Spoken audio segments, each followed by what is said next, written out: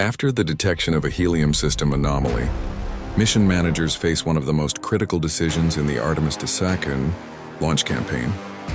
If the issue cannot be safely repaired on the launch pad, the space launch system must make the long journey back to the vehicle assembly building on the iconic facility where the rocket was originally stacked.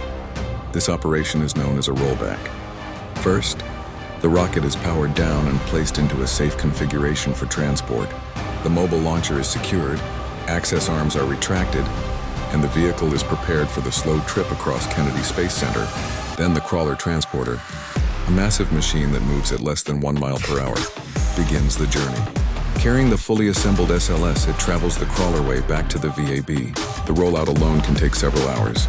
Once inside the building, engineers gain full access to the upper stage, something that is not possible at the launch pad.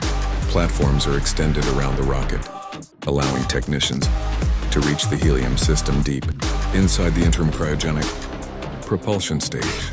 Here, the real work begins. Valves are removed, lines are inspected, components are replaced. Every connection is checked for leaks, every sensor is retested, every system is verified.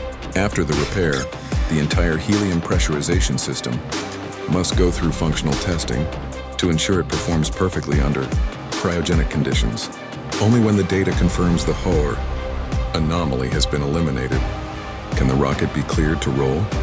Back to the launch pad, the SLS will once again make the slow journey across the crawler way.